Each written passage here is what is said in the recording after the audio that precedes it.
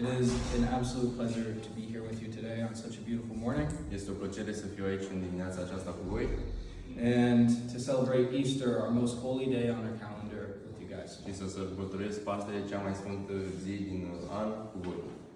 And it's a time of the year where we get to look back at what Christ has done for us. Este o vreme în timpul anului în care ne uităm ce a făcut Hristos pentru noi.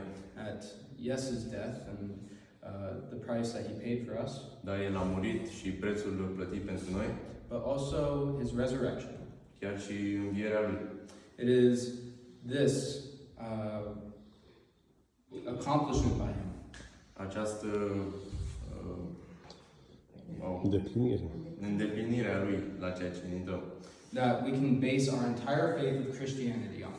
de care ne bazăm toată credința noastră. And it is just an honor to be here today. Este o onoare să fiu aici. I'm sorry I do not speak the language. Îmi pare rău că nu vorbesc limba. Couldn't come on my interpreter, Dacă nu v-ați dat seama, am un traducător. but I'm in the choir, so Dar am intrat și în cor. I'm not sure how. Nu știu cum, dar am intrat și în cor.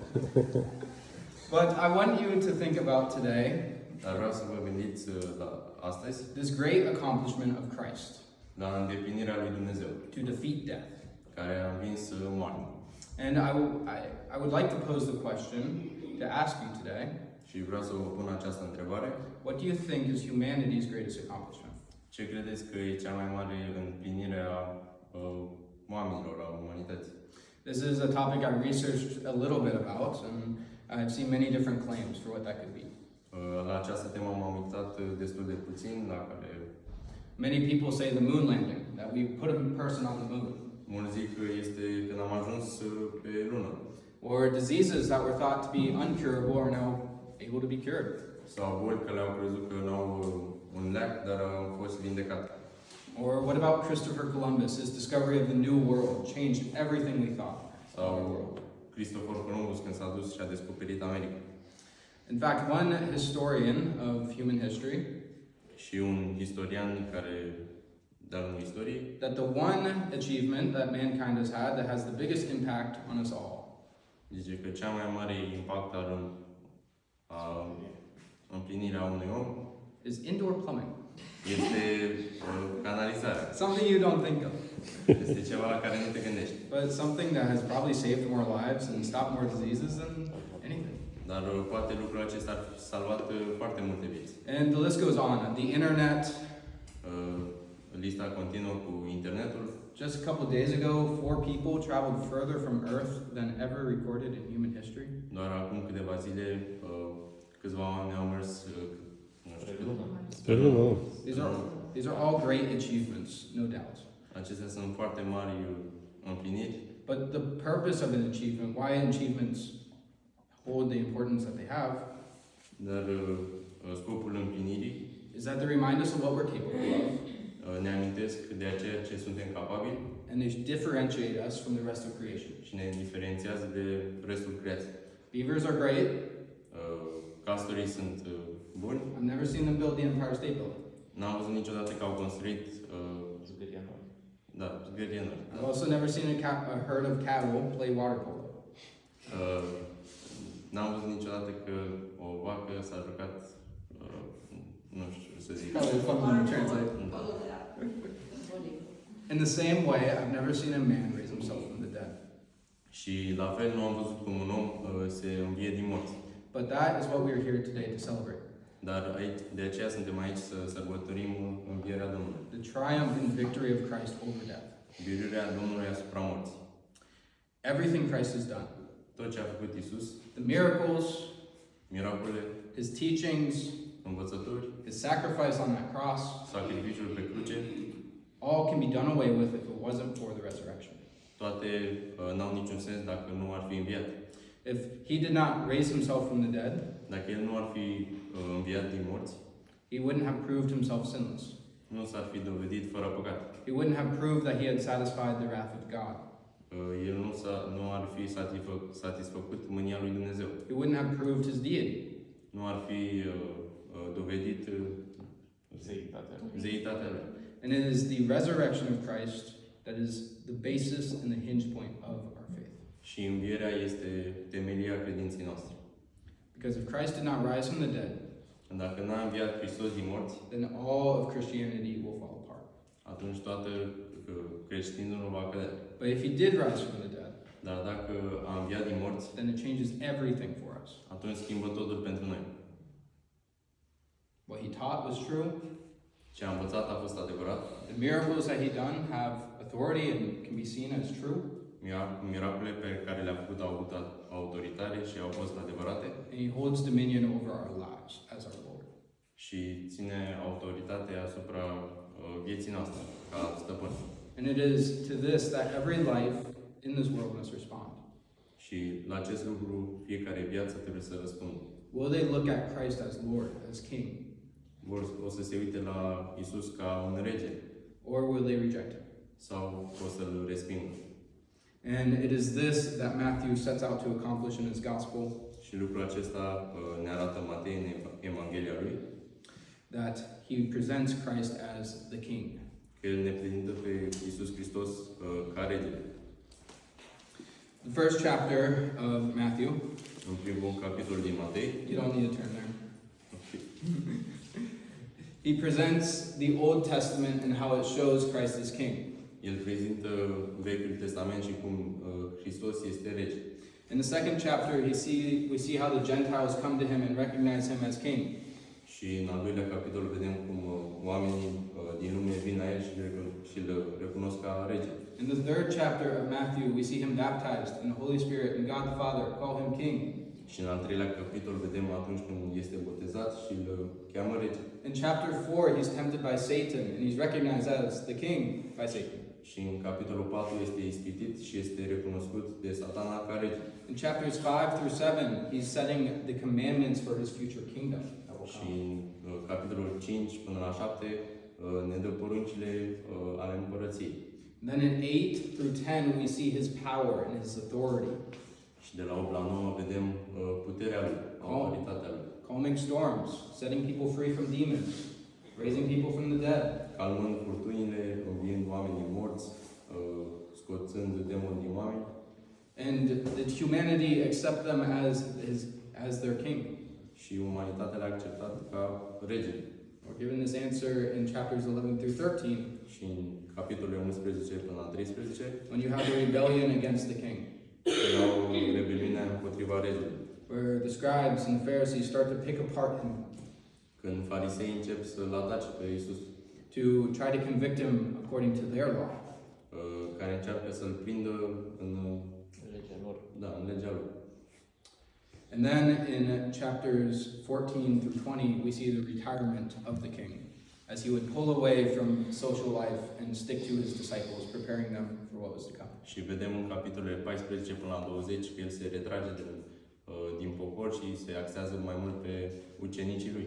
And then in chapters 21 through 27, we see the rejection of the king. Și în capitolele de la 21 până la 27 vedem respingerea regelui. We see him tried, and we see him killed for a crime he did not commit, that he was not guilty of. Îl vedem judecat și omorât pentru un păcat pe care el nu l-a făcut. And as you're walking through the Gospel of Matthew, you see him as king time and time and time again. Și în timp ce mergem prin Evanghelia după Matei, îl vedem că este zis rege de multe ori. And when you get to chapter 27, it seems as though he died. Și vedem în capitolul 27 că a murit. And it seems like it could just close. And these were his teachings. He was a godly man. Și vedem că s-ar putea încheia aici, că aici au fost învățăturile lui. He had these great claims of authority. A avut o autoritate foarte mare And he died. și a murit. And then on Saturday it was silent. Și sâmbătă a fost liniște.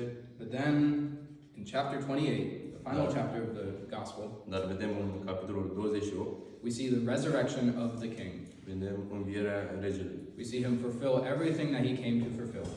Vedem că a împlinit tot ceea ce a avut de împlinit. And this is where we'll pick up today in verse 5. Și aici o să vedem din capitolul 28, versetul 5, That Christ has risen. că Iisus Hristos a înviat. But the angel said to the women, "Do not be afraid, for I know that you seek Jesus, who was crucified. He is not here, for he has risen, As he said, come see the place where he lay. Dar îngerul a luat cuvântul și a zis femeilor: Nu vă temeți, că știu că voi căutați pe Iisus, care a fost răstignit. Nu este aici, a înviat după cum zisese. Veniți de vedeți locul unde zăcea Domnul. This is the single greatest announcement in all of human history. Asta este cel mai mare anunț în omenire.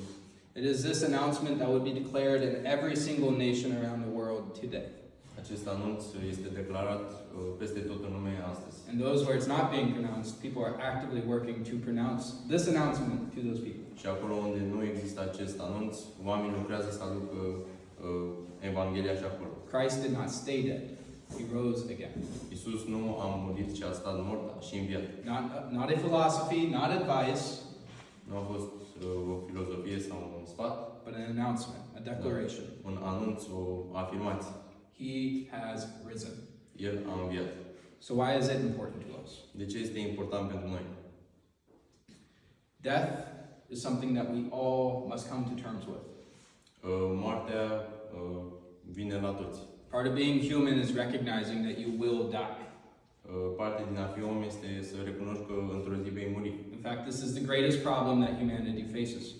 Asta este cea mai mare problemă a umanității. So far, we hold a 100% death rate. Până acum avem 100% șanse să murim. If Christ did not raise from the dead, Dacă Hristos nu ar fi înviat din morți, then he doesn't have victory over death. atunci El nu ar fi biruit moartea And we have no hope. și nu avem speranță.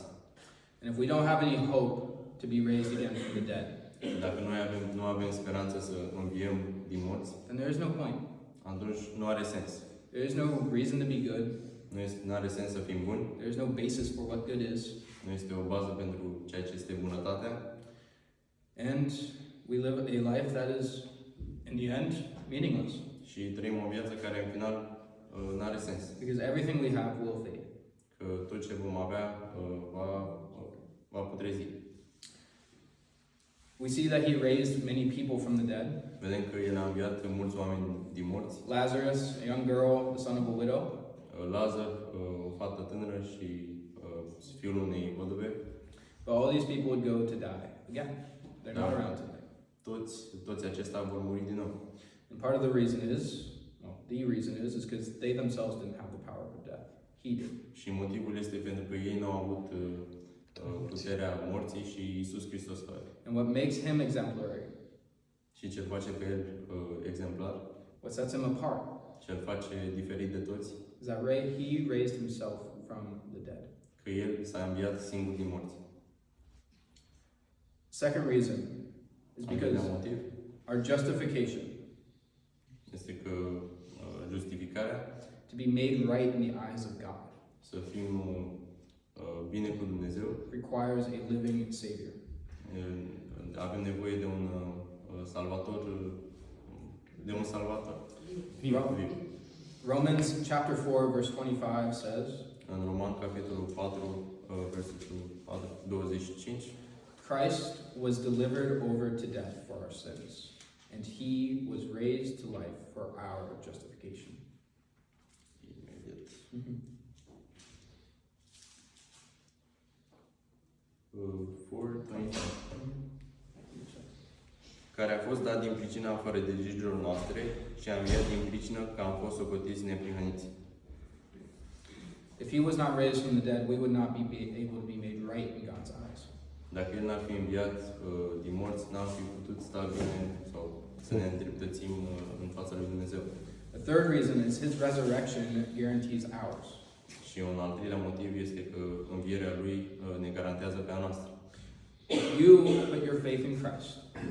Tu spui credința în Dumnezeu. If you have accepted his sacrifice on the cross, Dacă tu accepti sacrificiul lui Hristos pe cruce, then that same victory in death can be had by you as well. aceeași victorie pe care a avut-o Iisus, o să o ai și tu. He didn't rise just for himself, he rose again for us. El nu doar că a murit pentru noi și a înviat, El a înviat pentru toți. That we could experience life with him. Noi trebuie să experimentăm viața cu El. And he also intercedes for us through his life. Cine se Through living again, he intercedes for us. He communicates to the Father on our behalf. Și prin învierea lui, El intermediază cu Dumnezeu pentru noi. And if Christ is not interceding for us, Și dacă Hristos nu intermediază pentru noi, then we don't have a mediator between us and God. atunci nu avem un mijlocitor între noi și Dumnezeu. And we cannot have relation with God because of our sin. Și atunci nu putem să avem o relație cu Dumnezeu. And then finally, 1 Corinthians 15:17, Și în 1 Corinteni, Paul is talking about how our faith is vain, is meaningless, foolishness, if Christ has not raised from the dead. Pavel vorbește despre cum Hristos n-are niciun sens, n-are niciun sens dacă El n-ar fi înviat din morți. And if Christ has not been raised, your faith is futile and you are still in your sins. Și dacă Hristos n-ar fi înviat din morți, credința noastră ar fi fără sens. This is why the resurrection isn't just important. De aceea învierea nu este doar importantă, To us, it is everything. pentru noi este tot. Leaving this earth before he left, Plecând de pe această lume, he gave his disciples commandments. El a dat ucenicilor lui porunci. And if you go to the last part of the chapter 28, Dacă mergem în capitolul 28, we see the Great Commission. vedem Cea mai mare poruncă. cea mai mare poruncă. And it is these commands that he gives to his believers. Și aceasta este porunca care o dă credincioșilor lui. And when they saw him, they worshipped him. Și când l-au văzut, ei s-au închinat, But some of them doubted. dar unii dintre ei s-au îndoit. These are Christ's own disciples doubting his resurrection. Acestea sunt ucenicii lui care s-au îndoit de învierea lui. And Jesus came to them and said to them, all authority in heaven and on earth has been given to me. Go therefore and make disciples of all nations, baptizing them in the name of the Father and of the Son and of the Holy Spirit, teaching them to observe all that I have commanded you. And behold, I am with you always to the end of the age. Iisus s-a apropiat de ei, a vorbit cu ei și le-a zis: Toată puterea mi-a fost dată în cer și pe pământ. Duceți-vă și faceți ucenici din toate neamurile, botezându-i în numele Tatălui și al Fiului și al Sfântului Duh, și învățați-i să păzească tot ce v-am poruncit, și iată că eu sunt cu voi în toate zilele până la sfârșitul veacului. Amin. He doesn't just have some authority over storms, over miracles that he's done, over death. El nu că are doar puțină autoritate asupra furtunilor sau asupra morții sau asupra miracolelor, But he claims all authority. dar El are toată autoritatea. Power and authority are two different things. Puterea și autoritatea sunt două lucruri diferite. Power is whoever has the biggest gun. Puterea este pentru cine are cea mai mare armă sau Authority is who has the right to that power. și autoritatea este cine are dreptul la acea putere. And it is Christ who holds all authority. Și Hristos are toată autoritatea.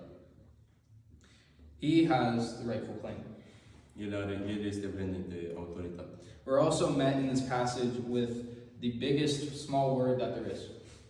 Și în acest pasaj avem cel mai important cuvânt mic. All. Toți. It's overwhelming. All. Everything. All. Adică tot, toate, orice, All nations. toate națiunile. Observe all that I commanded you. Tot ce v-am poruncit. All authority. Că eu am toată autoritatea. All means all. Tot înseamnă tot. When he says all authority belongs to him, Când zice că toată autoritatea e a lui, he wants all authority. el vrea toată autoritatea. He has authority over your life. El are autoritate asupra vieții tale. You can reject it, Tu poți să-l respingi or you can submit to him. sau poți să te supui lui. When he says all nations, Când spune toate națiunile, he wants us to go to all nations el vrea să mergem la toate națiunile, to share this declaration. să împărtășim declarația lui And when he says observe all that I commanded you, și să observăm tot ce ne-a poruncit. he wants us to observe all that he has commanded us. Vrea să păzim tot ce am poruncit. Too many times today, people reading the Bible. Too many times today, people reading the Bible Atunci când oamenii citesc Biblia, say, I don't like that part. Mie nu-mi place partea asta. We won't teach that this Sunday. Partea asta nu o să o învăț la biserică. We'll find this part. I like this part. Nu-mi place partea asta, asta o să învăț. It says how much Jesus loves us. Asta ne arată cât de mult ne iubește Iisus. No doubt He loves us. Fără îndoială, El ne iubește. But also, if we stray away from the truth of sin, the truth of hell, Dar dacă stăm, Ne îndepărtăm. ne îndepărtăm de adevărul iadului și al păcatului, we are not observing all that He has commanded us. noi nu observăm tot ce El ne-a poruncit. So imagine if you did yield to everything that He has commanded you. Imaginați-vă dacă v-ați fi supus la tot ce ne-a poruncit El. How would that change your life? Cum ne-ar fi schimbat viața? Do you think that would change the way your marriage is? Crezi că ți-a schimbat istoria? The way that you treat others? Cum tratezi pe alții? The way that you talk to your children? Cum vorbești cu copiii tăi? The way that you view your friends in your workplace? Cum îți vezi prietenii la muncă? Have you been changed by Him? Ai fost schimbat de Iisus Hristos? Or have you recognized who He is, but have rejected His commands? Sau ai recunoscut cine este, dar îi refuzi poruncile? Maybe once He had that authority over you. Poate cândva a avut această autoritate asupra ta. Maybe you remember what it was like to live in His commands. Poate îți amintești cum este să trăiești sub autoritatea Lui. The freedom from sin. Libertatea păcatului. The peace that was brought into your life Pacea care a fost în viața ta. by following Him. Prin a-L urma pe El. But now you don't have that anymore. Dar acum nu mai ai acest lucru. You've gone astray from His commands. Te-ai rătăcit de la poruncile Lui. You have accepted the small sins into your life Ai acceptat păcatele mici în viața ta. and haven't fully done away with them. Și nu te-ai îndepărtat de ele. You must repent. Trebuie să te pocăiești. That is the truth. Asta este adevărul. You must recognize Him as King. Trebuie să-L recunoști ca rege. You must yield to His authority. Trebuie să ne supunem autorității Lui. God is not an angry God that's standing over you, ready to hit you with a hammer. Dumnezeu nu este un Dumnezeu al mâniei gata să te lovească. He's the loving Father with an open hand waiting for your return. El este un tată iubitor și abia așteaptă să te întorci. So what does this mean for us believers to yield to His authority? Și ce înseamnă pentru noi creștinii să ne supunem autorității Lui? He's not lazy. Să nu fim leneși. He doesn't have all authority and sits in heaven and twiddles his thumbs. He doesn't have all authority and sit in heaven and just twiddle his thumbs. El n-are toată autoritatea și doar se joacă cu degetele, nu știu. Da, taie frunze de la câini. He's not reclining on the couch. Nu stă pe canapea. He cares deeply and intimately for us. El îi pasă și îi pasă într-un mod intim de noi.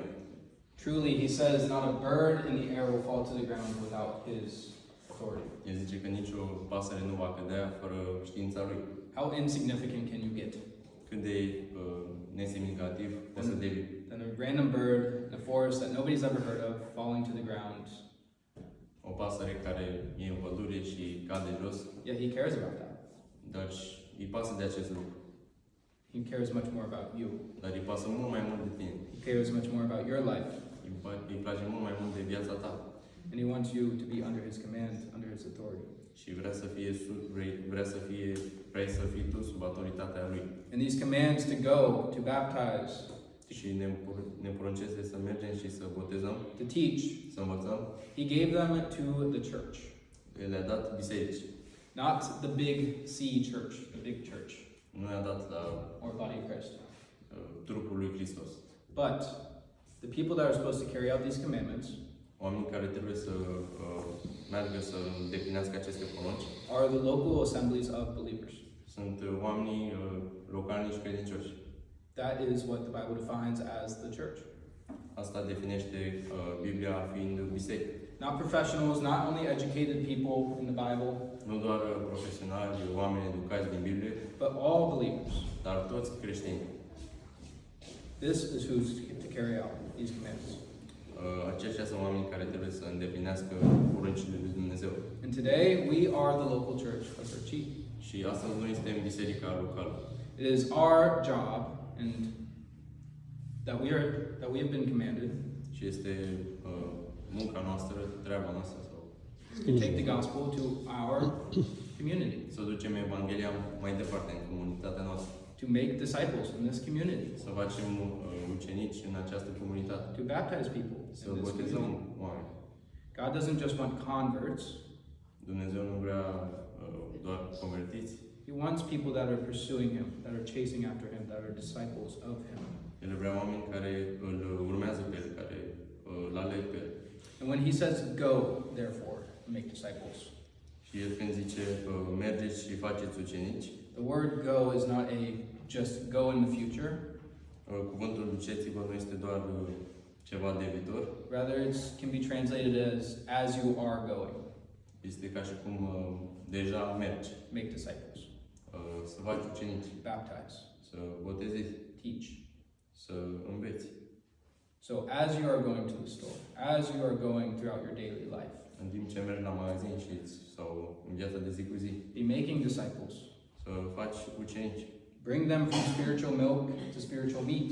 să iei de la oameni care, Se aduce la nivelul da, să le crești nivelul. And anybody who is in Christ, who has put their faith in Christ, Și toți care și-au pus credința în Iisus Hristos, can teach others about Him. poți să învețe pe alții de El. And as you grow in the faith, Și odată ce creștem în credință, we should be helping others grow in their faith as well. trebuie să le ajutăm și pe alții să crească în credința lor. This is what God wants from us. Asta vrea Dumnezeu de la noi. We should also be baptizing people as the church. Trebuie să botezăm oameni ca biserică. And as we go, we should be teaching people, Și în timp ce mergem ar trebui să învățăm oameni. whether it be our children, Poate sunt copiii noștri, anybody that will listen, oricine va asculta about the goodness of God, about His commands, about what He has for us. de bunătatea lui Dumnezeu, de ce are El pentru noi. And then finally, Și în final we have the gospel. avem Evanghelie. You see, when you're healthy, you have many problems. Atunci când suntem sănătoși avem multe probleme. But when you're sick, you only have one. Dar când ești bolnav ai doar o problemă. And like I said earlier, we all have one thing in common. Cum am zis mai devreme, toți avem ceva în comun. One day you will die. Într-o zi noi vom muri. And that sickness that we all have Această boală pe care toți o avem is sin. este păcatul. Sin is anything that separates us from God, anything imperfect. Păcatul este tot ceea ce ne separă de Dumnezeu. Anytime we've stolen, Oricând am furat, anytime we've lied, oricând am mințit, anytime we didn't meet God's standard of perfection. oricând nu am întâlnit standardul lui Dumnezeu de perfecțiune. We have fallen short of God. Noi cădem sub standardele lui Dumnezeu. And if God is perfect and in heaven, Și dacă Dumnezeu este perfect și în rai, can our imperfection be with Him? poate imperfecțiunea noastră să fie cu El? The answer is no. Răspunsul este nu. Light and darkness cannot be in the same place. Întuneric și lumina nu poate să fie în același loc. So as long as you have sin, Odată ce noi avem păcat în viața noastră, you cannot be with God for eternity. noi nu putem să fim cu Dumnezeu în eternitate. The sickness is not the relationships at your home or the money in your bank account. Boala nu este banii pe care îi avem sau alte lucruri financiare Or your level of self-esteem or the depression that you're going through. sau depresia sau stilul. stima de sine. The true issue is sin. Adevărata boală este păcat. Sin that needs a Savior. Păcatul care are nevoie de un salvator. And it's that sin that separates us from God. Și acest păcat ne separă de Dumnezeu. Jesus was not exclusive when He went to the cross. Iisus Hristos când a mers la cruce n-a fost exclus sau exclusiv. He didn't die for only one group of people. El n-a murit doar pentru un anume popor. He died for all. El a murit pentru toți. And when He came to this earth, Și când a venit să trăiască pe această lume, He accomplished what we couldn't. El a trăit o Am viață deplinit ceea ce perfectă. nu puteam noi să facem. In His life there was no sin. Și în viața lui nu era păcat. He was perfect, El era perfect, sinless. fără păcat. He was fully God and fully man. El era și om și Dumnezeu. And He went to the cross. Și el a mers pe cruce. He died a death that He did not deserve. El a murit o moarte pe care nu o merita. And in doing so, He bore the wrath of God upon Himself. Și făcând acest lucru, i-a dus mânia lui Dumnezeu asupra lui. He stood accursed.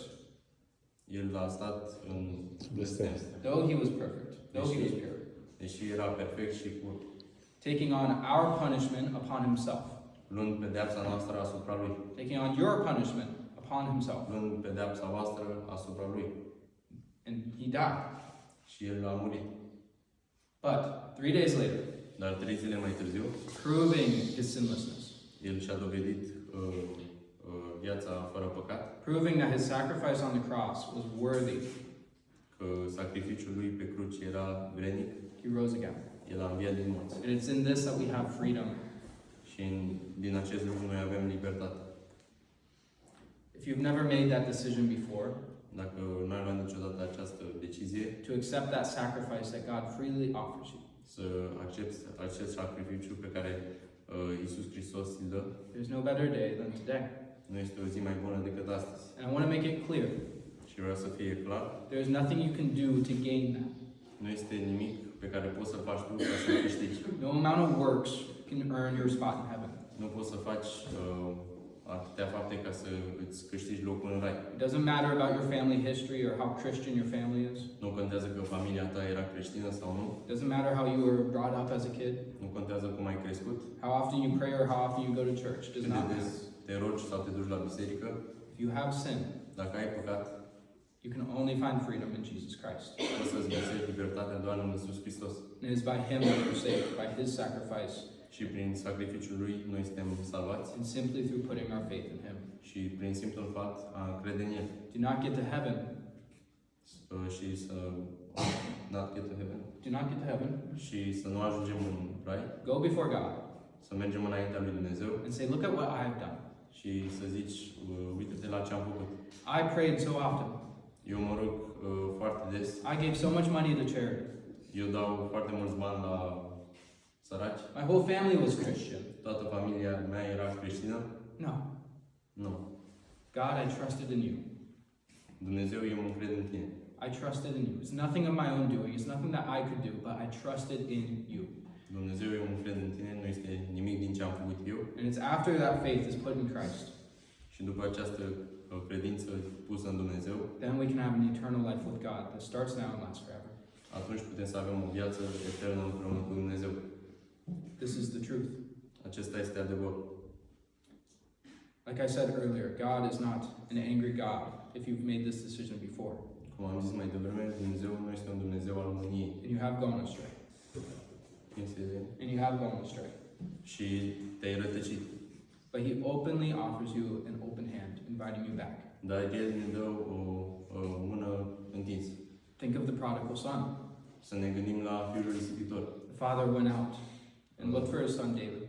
Tatăl a mers afară și își căuta fiul în fiecare zi.